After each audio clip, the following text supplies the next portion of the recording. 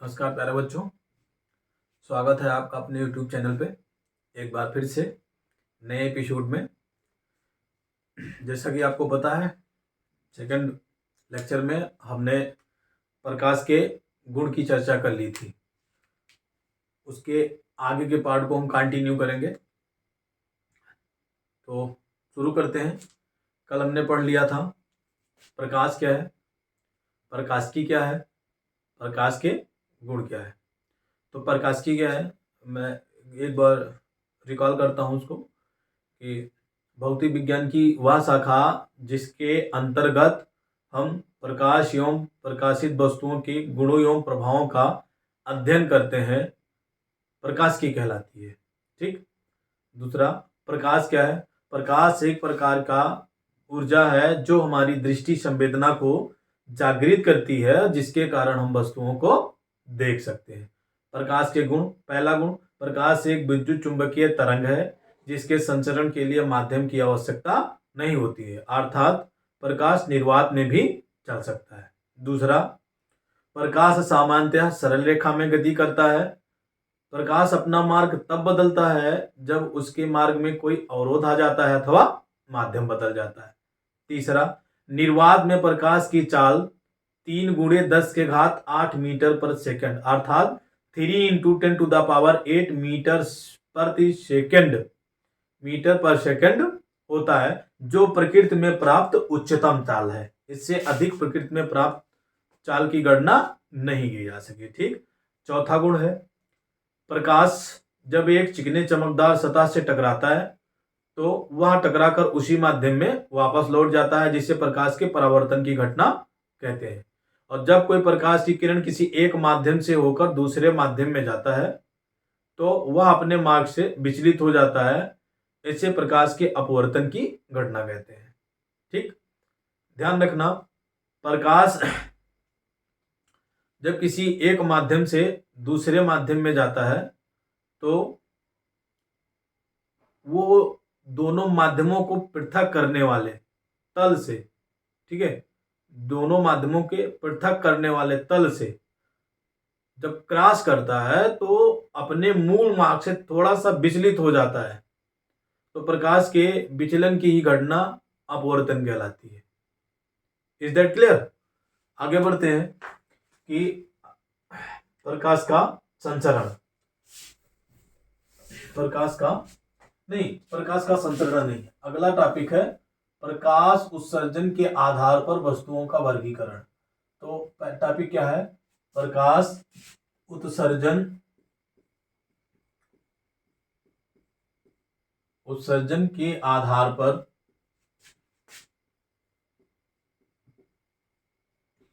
आधार पर वस्तुओं का वर्गीकरण।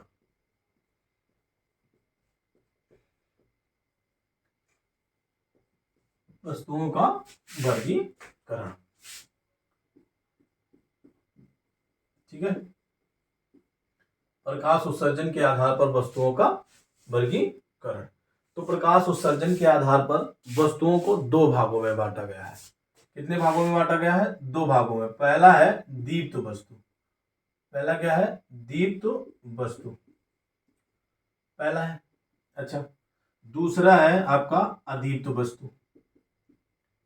दूसरा क्या है? अदीप्त वस्तु।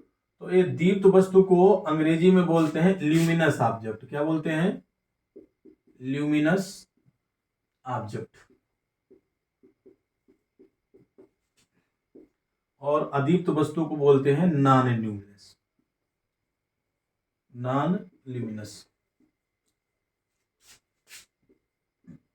ऑब्जेक्ट। ठीक। तो ये ल्यूमिनस ऑब्जेक्ट क्या होते हैं, नॉन ल्यूमिनस ऑब्जेक्ट क्या होते हैं? तो दीप्त वस्तुएं वह सभी वस्तुएं होती हैं जिनमें होकर प्रकाश का उत्सर्जन स्वतः होता रहता है। तो वह सभी वस्तुएं जो स्वतः प्रकाश उत्सर्जित करती हैं दीप्त वस्तुएं कहलाती हैं। जैसे सूर्य है ना, जिससे स्वतः प्रकाश हो। तारे, जुगनू,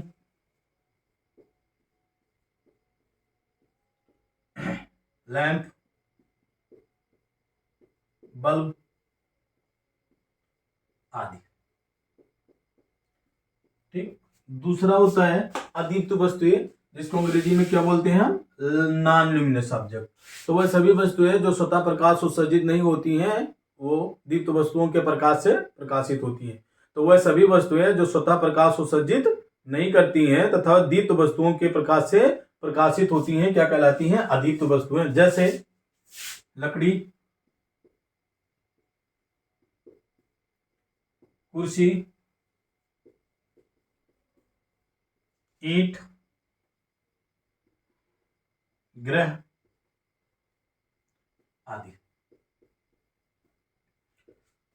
तो प्रकाश उत्सर्जन के आधार पर वस्तुओं को कितने भागों में बांटा गया है भैया, 2 भागों में। पहला है आपका दीप्त वस्तु और दूसरा है आपका अदीप्त वस्तु। पहले वाले को अंग्रेजी में ल्यूमिनस ऑब्जेक्ट और दूसरे वाले को नॉन ल्यूमिनस ऑब्जेक्ट कहते हैं।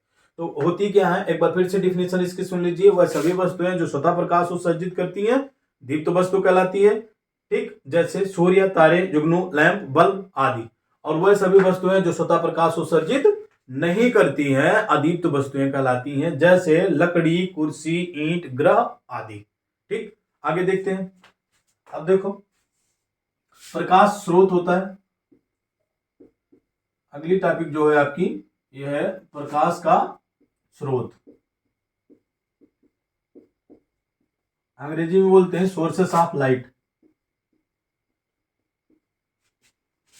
प्रकाश सोर्स या सोर्सेस, सोर्स ऑफ लाइट। अब यहां प्रकाश के स्रोत लिखोगे तो सोर्सेस कर दोगे और बाकी ठीक है, समझ रहे हो ना। तो ये हो गया। अब ये प्रकाश का स्रोत क्या होता है, तो वह सभी वस्तुएं जिनसे प्रकाश उत्सर्जित होता है, वह सभी वस्तुएं जो प्रकाश उत्सर्जित करती हैं प्रकाश के स्रोत कहलाती हैं। ठीक है, वह सभी वस्तुएं जो प्रकाश उत्सर्जित करती हैं प्रकाश के स्रोत कहलाती हैं। क्लियर।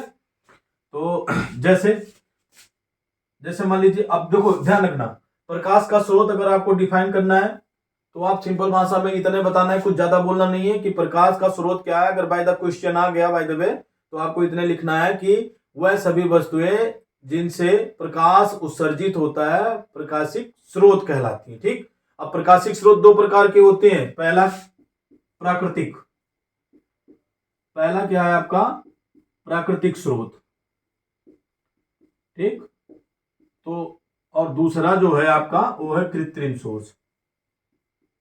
ठीक, पहला क्या है, प्राकृतिक स्रोत, और दूसरा क्या है, कृत्रिम स्रोत। प्राकृतिक स्रोत क्या है, जो प्रकृति द्वारा निर्मित होते हैं यानी गॉड गिफ्टेड होते हैं। जो प्रकृति द्वारा निर्मित यानी कि गॉड गिफ्टेड होते हैं उनको हम प्राकृतिक स्रोत कहते हैं। जैसे सूर्य, तारे, जुगनू आदि।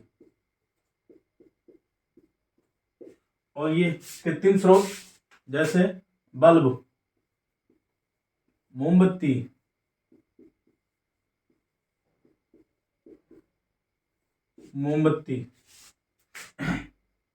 लालटेन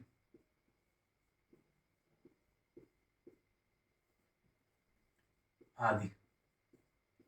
यहां तक किसी को कोई कंफ्यूजन होगा तो कमेंट बॉक्स में आप लिख दीजिएगा, आपको एक बार फिर से बता दिया जाएगा। कोई भी टॉपिक आपको अगर नहीं समझ में आ रही है आप कमेंट बॉक्स में लिखिएगा, आपको उसको फिर से बताया जाएगा अच्छी तरीके से। कोशिश करेंगे हम कि आपको बेहतर शिक्षा मिल सके, क्योंकि बेहतर शिक्षा मिलने पर परिणाम भी बेहतर मिलेगा और आप खुश होंगे। तो जहां तक मेरा मानना है आपको बेहतर शिक्षा मिलेगा। आप बने रहिए हमारे साथ, प्रत्येक वीडियो देखिए, शेयर करिए और सब्सक्राइब करिए।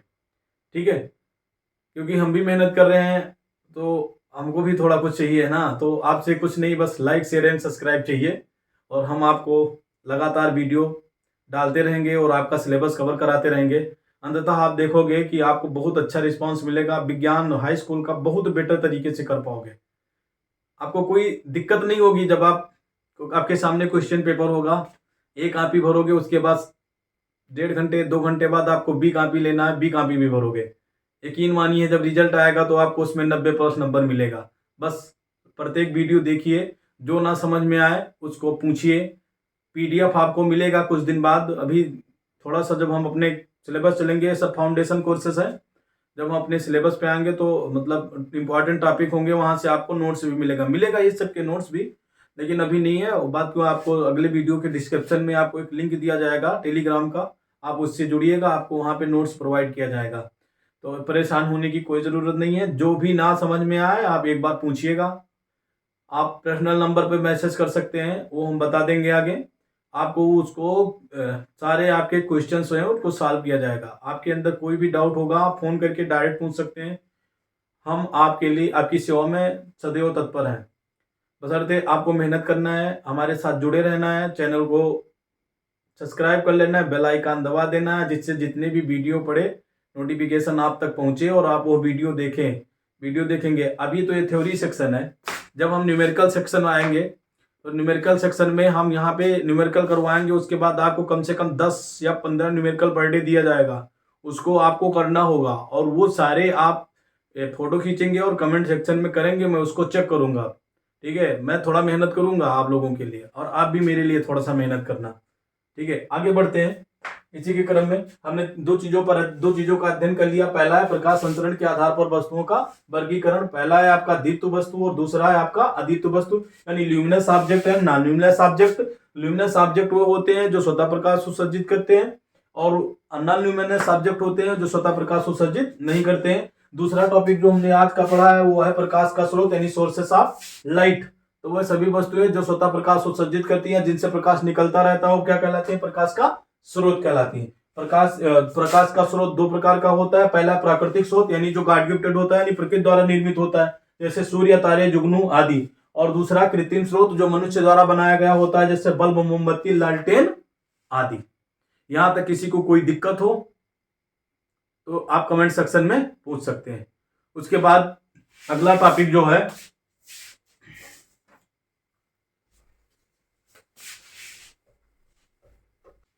इसी क्रम को आगे बढ़ाते हुए अभी हम पढ़ चुके हैं।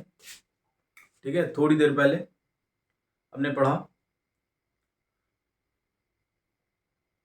दीप्त तथा अदीप्त वस्तुएं।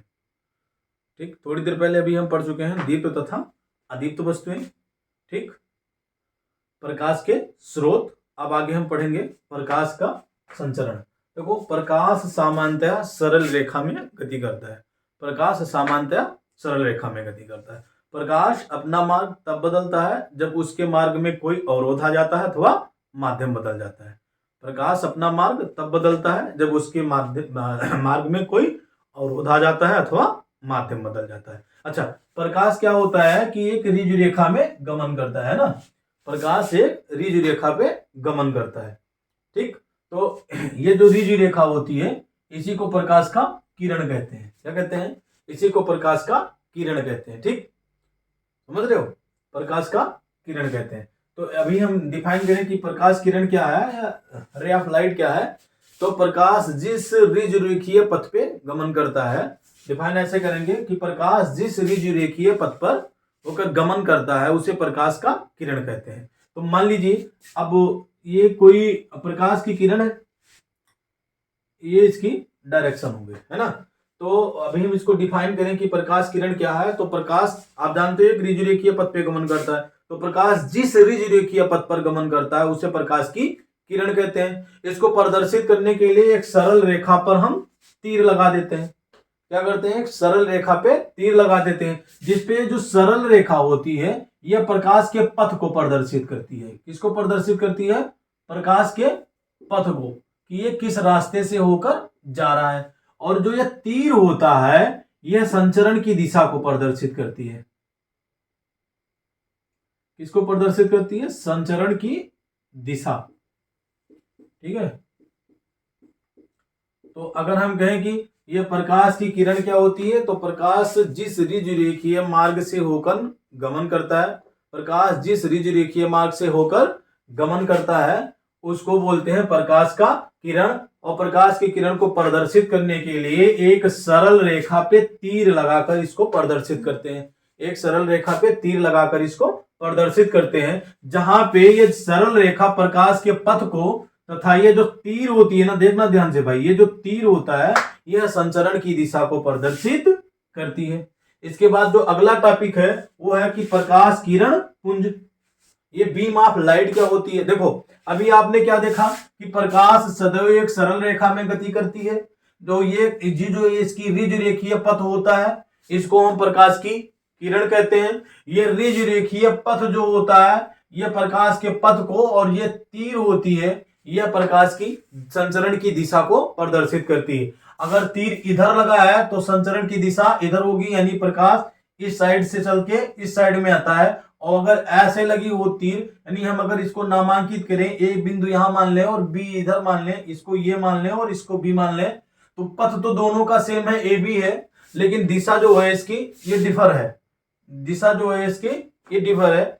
ये इसकी जो दिशा है वो ए से बी की ओर है, जबकि सेकंड वाले की दिशा बी से ए की ओर है। तो हम कह सकते हैं कि ऊपर वाली जो किरण है वो ए से बी की ओर जा रही है, जबकि नीचे वाली किरण बी से ए की ओर आ रही है। तो इस प्रकार ये हम प्रकाश के किरण को प्रदर्शित करते हैं, जबकि दोनों के पथ क्या है, ए बी दोनों का है, ठीक है, लेकिन इसकी दिशा क्या है, आपस में विपरीत है। तो इस प्रकार हम कह सकते हैं कि जब किसी प्रकार सरल रेखा पे एक हम तीर लगा दें, तो वह सरल रेखा का जो तीर होगा या बाणाग्र होगा, वो हो सदैव प्रकाश के संचरण की दिशा को व्यक्त करेगा। अब देखो ये हो गया यह प्रकाश का किरण। अब अगर एक से अधिक प्रकाश की किरण हो, है ना, दो से तीन हो, तो हम ऐसे डिफाइन करें प्रकाश किरण पुंज क्या है, दो या दो से अधिक प्रकाश किरणों के समूह को प्रकाश किरण पुंज कहते हैं। दो या दो से अधिक प्रकाश किरणों के समूह को प्रकाश किरण पुंज कहते हैं। अब प्रकाश किरण पुंज को समझ गए ना, क्या होना चाहिए, दो या दो से अधिक, चाहे दो हो या दो से अधिक हो। अगर दो या दो से अधिक प्रकाश किरण हैं, उनका समूह है, तो वो कहलाएंगे प्रकाश किरण पुंज। अब प्रकाश किरण पुंज कितने प्रकार की होती है, ये तीन प्रकार की होती है। प्रकाश किरण पुंज कितने प्रकार की होती है, तीन प्रकार की होती है, ठीक है। पहला है समांतर किरण पुंज। पहला क्या है, समांतर किरण पुंज।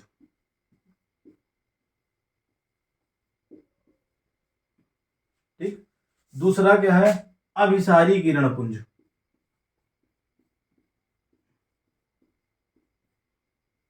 दूसरा क्या है, अभिसारी किरण पुंज। और तीसरा क्या है, तीसरा क्या है, अपसारी।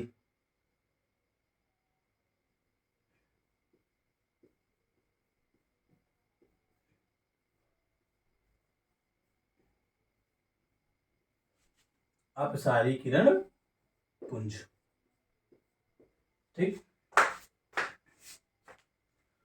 पहला समांतर किरण पुंज यानी पैरेलल बीम ऑफ लाइट, दूसरा अभिसारी किरण पुंज, ठीक, और तीसरा अपसारी। तो सेकंड वाले को अंग्रेजी में कन्वर्जेंट बीम ऑफ लाइट और थर्ड वाले को डाइवर्जेंट बीम ऑफ लाइट बोलते हैं, ठीक है। तो ये हो गया parallel beam of light, convergent beam of light और डाइवर्जेंट बीम लाइट, ठीक है। तो समांतर किरण पुंज, अभिसारी किरण पुंज और अपसारी किरण पुंज। अब देखिए समांतर किरण पुंज क्या होते हैं, यदि दो या दो से अधिक किरणें हैं, ठीक, और अगर वह परस्पर समांतर हो, क्या हो, वह परस्पर समांतर हो, तो वह सारी किरणों का समूह जो होगा वो कहलाएगा समांतर किरण पुंज। क्या कहलाएगा, समांतर किरण पुंज,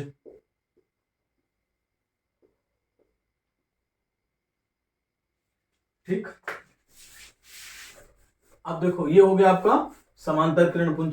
अगर प्रकाश किरणों का ऐसा समूह, प्रकाश किरणों का ऐसा समूह जो परस्पर या आपस में समांतर हो, समांतर किरण पुंज कहलाता है। क्लियर। अब देखो प्रकाश किरणों का ऐसा समूह, प्रकाश किरणों का ऐसा समूह जो किसी एक बिंदु से निकलता हुआ प्रतीत होता है, जो किसी एक बिंदु से निकलता है, निकलता हुआ प्रतीत होता है, अपसारी किरण पुंज कहलाता है। क्या कहलाता है, अपसारी किरण पुंज कहलाता है ना। अपसारी किरण पुंज कहलाता है। अच्छा, लास्ट वाला क्या है कि प्रकाश किरणों का ऐसा समूह, प्रकाश किरणों का ऐसा समूह जो किसी एक बिंदु पे मिलता है, क्या होता है, जो किसी एक बिंदु पे मिलता है, अभिसारी किरण पुंज कहलाता है। क्या कहलाता है? अभिसारी किरण पुंज कहलाता है। ठीक, तो प्रकाश किरण पुंज है क्या? दो या दो से अधिक प्रकाश किरणों के समूह को प्रकाश किरण पुंज कह लेते हैं। प्रकाश किरण पुंज तीन प्रकार का होता है। पैरेलल बीम ऑफ लाइट यानी कि समांतर प्रकाश किरण पुंज, कन्वर्जेंट बीम ऑफ लाइट यानी कि अभिसारी किरण पुंज, और डाइवर्जेंट बीम ऑफ लाइट यानी कि अपसारी प्रकाश किरण पुंज। इनकी चित्रण इधर दिखाई दे रहा होगा आपको। तो समांतर किरण पुंज क्या होता है कि दो या दो से अधिक प्रकाश किरणों का समूह जो परस्पर समांतर हो, समांतर किरण पुंज कहलाएगा।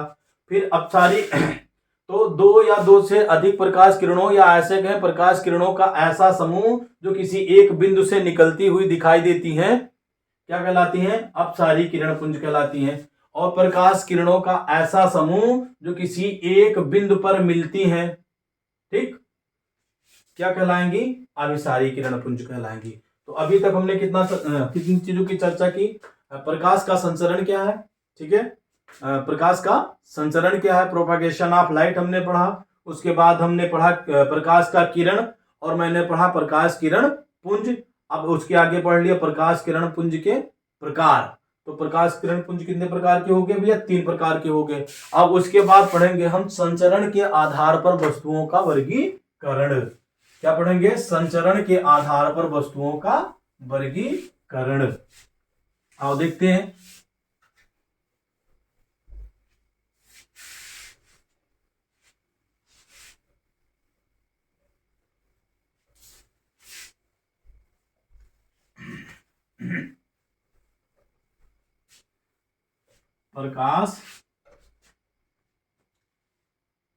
प्रकाश के संचरण के आधार पर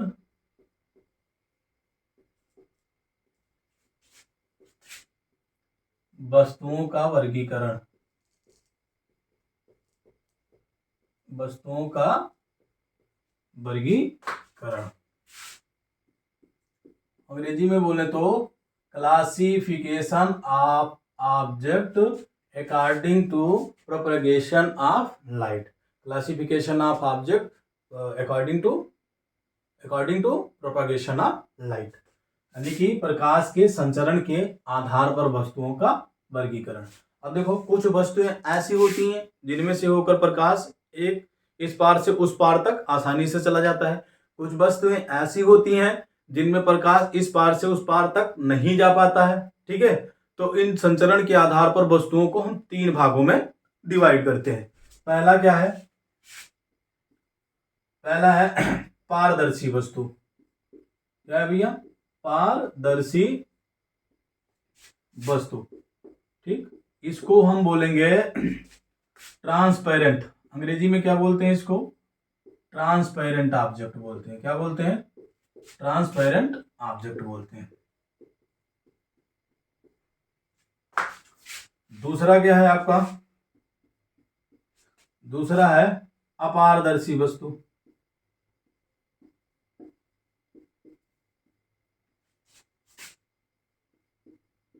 अपारदर्शी वस्तु, अंग्रेजी में इसको ओपेक बोलते हैं। ओपेक ऑब्जेक्ट या ऑब्स्टिकल, जो भी बोल लो, ऑब्जेक्ट बोल देते हैं। और तीसरा है आपका अल्पपारदर्शी या पारभाषक।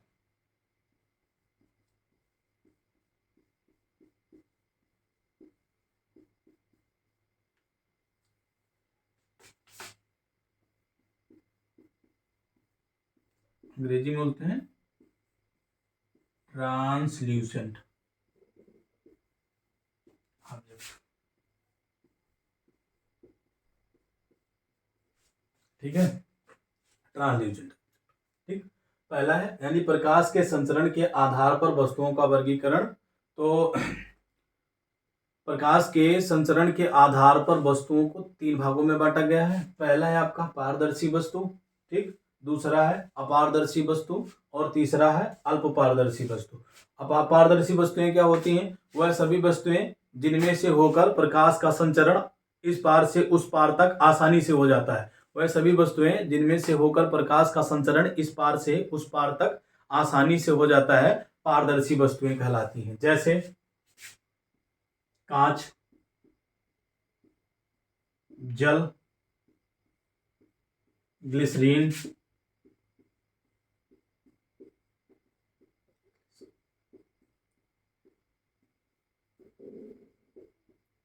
आदि, ठीक। अपारदर्शी वस्तुएं वह सभी वस्तुएं जिनमें होकर प्रकाश का संचरण इस पार से उस पार तक नहीं हो पाता है, अपारदर्शी वस्तुएं कहलाती हैं। जैसे धातुएं, ठीक, लकड़ी,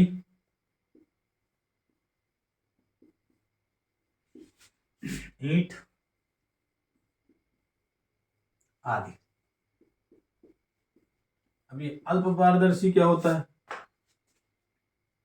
ठीक, अल्प पारदर्शी वह वस्तुएं जिनमें प्रकाश का संचरण थोड़ी दूर तक होने पर उसकी तीव्रता तेजी से क्षीण होने लगती है, वो कहलाएंगे अल्प पारदर्शी या पारभाषक वस्तुएं। जैसे जैसे तेल लगा हुआ काजल, तेल लगा हुआ कागज, तेल लगा हुआ कागज, कीचड़ युक्त जल,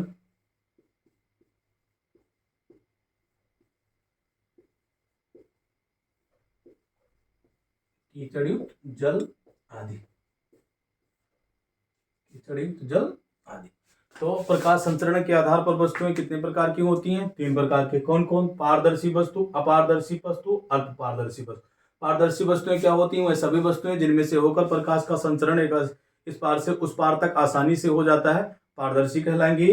फिर आता है अपारदर्शी, वह वस्तुएं जिनमें से होकर प्रकाश का संचरण आसानी से इस पार से उस पार तक नहीं हो पाता या हो ही नहीं पाता, ठीक, क्या कहलाती हैं? अपारदर्शी वस्तुएं कहलाती हैं। और वह फिर तीसरा है आपका अल्पपारदर्शी वस्तु। तो वह सभी वस्तुएं जिनमें प्रकाश का संचरण होने पर थोड़ी दूरी तक जाने पर उनकी तीव्रता तेजी से क्षीण होने लगती है, वो कहलाती हैं अल्पपारदर्शी वस्तु। जैसे तेल लगा हुआ कागज और कीचड़ युक्त जल। क्लियर है? यहां तक कोई दिक्कत? हमें नहीं लगता यहां तक कोई दिक्कत होना चाहिए। आज क्या टॉपिक यहीं पे समाप्त करते हैं। अगली क्लास अगले दिन होगा, दैट्स ऑल। और ध्यान रखना, अगर वीडियो अच्छी लगे तो शेयर, सब्सक्राइब और लाइक करना बिल्कुल ना भूलें। अपने दोस्तों तक ये पहुंचाएं वीडियो, क्योंकि इससे हो सकता है बहुत लोगों को लाभ